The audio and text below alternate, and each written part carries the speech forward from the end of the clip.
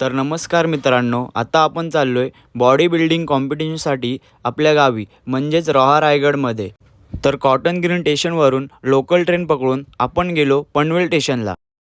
तर पनवेल स्टेशनला पोहोचताच आली आपली गावची ट्रेन। तर मित्रांनो, तुम्हाला समजलाच असेल हे असं व्ह्यू बघून कोकणला दुसरा स्वर्ग का म्हटलं आहे। तर 2.5 तासाच्या प्रवासानंतर आपण पोहोचलो रोहा स्टेशनला। तर रोहा स्टेशनवरून घेतली आपली लाल परी आणि गेलो मग आपल्या गावी। तर गावी गेल्यानंतर केला आपण 2 तास cardio. Body building not easy game bro.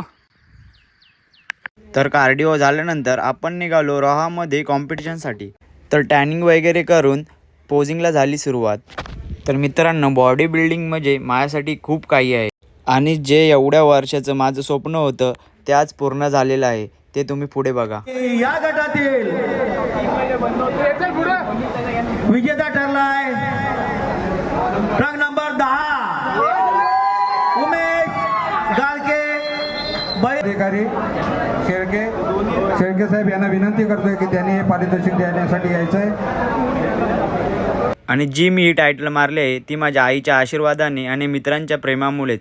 Thank you so much.